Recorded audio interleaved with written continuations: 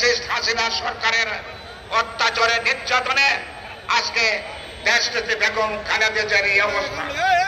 আমরা বলতে চাই দেশটিতে বেগম খালেদা জিয়ার দোয়া মানবে ফ্যাসিস্ট হাসিনা যত চক্রান্তে তুমি বাংলাদেশ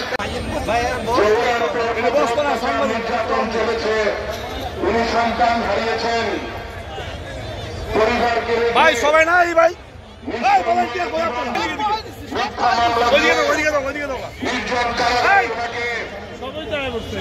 রাখা হয়েছিল, তারপরে উনি মানুষকে ছেড়ে যাননি।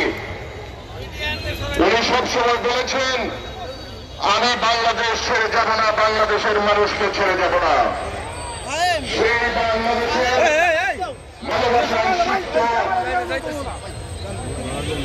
ভালোবাসার প্রতীক, বাংলাদেশের মানুষের ভালোবাসায় যাকে আকর্ষণ মুক্তি করে তুলেছে এবং তিনি শুধু একজন আমাদের মৌতের নিদানে মোদের জবানে আপনার রসুলের তায়েফের রক্ত মাখা কালিমা জারি করিয়ে দিয়েন না ইলাহা ইল্লাল্লাহ মুহাম্মাদুর রাসূলুল্লাহ।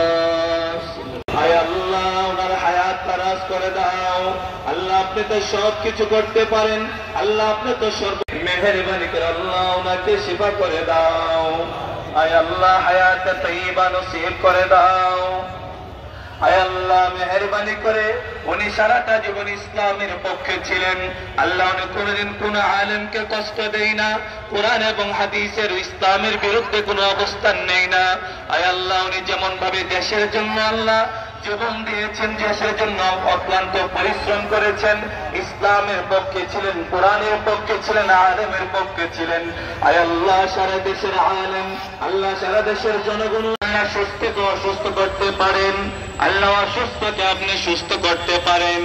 আল্লাহ মেহেরবানি করে আমাদের দেশ নেত্রীকে আপনি শিফায়ে কামিলা আজলা নসিব করে দাও। আয় আল্লাহ আমাদের নেত্রী অসুস্থ হলে সারা দেশ অসুস্থ হয়ে যায়। আয় আল্লাহ আজকে তিনি অসুস্থ, কেমন জানি সারা দেশ অসুস্থ হয়ে পড়েছে। আল্লাহ সারাটা জীবন তিনি বেসেছেন, দেশের জনগণকে মাটিকে ভালোবেসেছেন। আয় আল্লাহ দেশের জন্য স্বামী হারিয়েছেন, সন্তান হারিয়েছেন।